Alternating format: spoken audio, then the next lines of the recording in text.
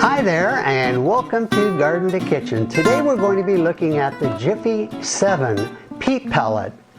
The Jiffy 7 was introduced 55 years ago in Sweden, and it's used by a lot of gardeners. So if you haven't used it before, stay tuned and I'll show you how to seed into them, how to make them expand, and how to get a head start on your potting up for your early garden. So let's get started. Now let me tell you a little bit about the peat pellet. The peat pellet Jiffy 7 is a sphagnum peat moss, and it's compressed into this nylon stocking that I call it. It's a proprietary nylon stocking that will eventually decompose in your garden.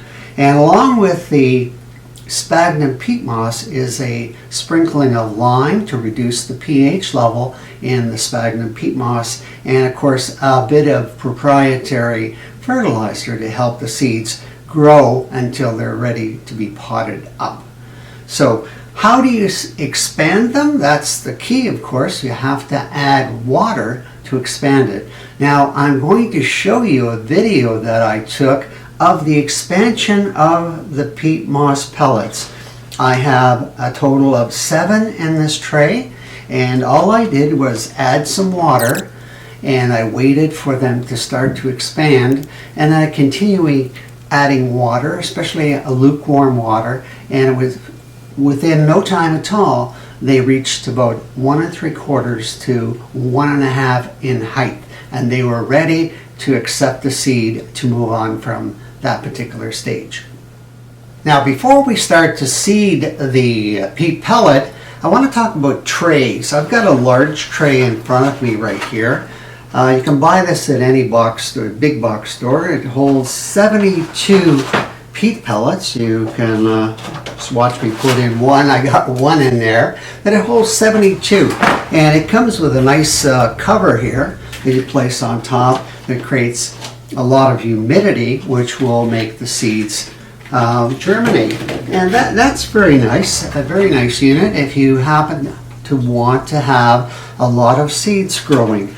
Because once you get them seeded into this tray of 72, let's hope that it's 72 brandywines or 72 heads of broccoli, because you won't be able to tell which one's which unless you make a diagram and hope that you don't turn the tray around, if you know what I mean. So this is great if you're growing a lot of one type of flower or vegetable. What I like to do is I like to use a smaller tray, and I'm going to show you some here. This tray here, I got this at Costco. This is a lasagna tray. It's quite sturdy, and of course it can hold up to, I believe it's 21. Now that's more manageable, 21 flowers or 21 tomato plants of all the same variety. That works well for me, providing you need that many. Another way of doing it is using smaller trays. I have a small tray here. I've got a bunch of them as well in front of me, of these small block trays, and of course you get vegetables from the grocery stores in them, and I wash them out and keep them. In this particular one, as I demonstrated before, I have 7. So for me, that's more manageable. So I have a tray that has 7 plants. So let's assume that I want to grow brandywine and I want to have 4 plants in the garden. I'm going to grow 7 and I'll keep the strongest 4. To me, that makes a lot of sense.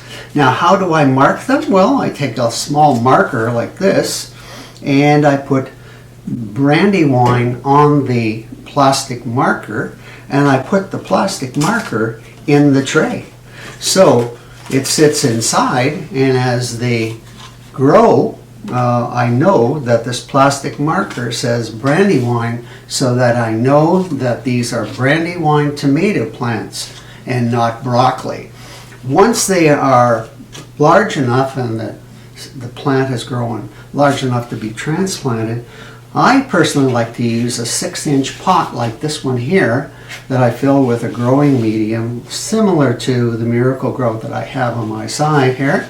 And I put on the 6-inch pot BW, and of course that means Brandywine.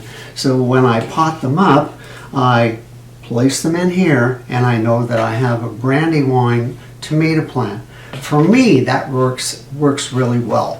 So hopefully that gives you some other ideas. I have a larger tray here. You could probably put in about 15. As the one I mentioned over here, I have about 21.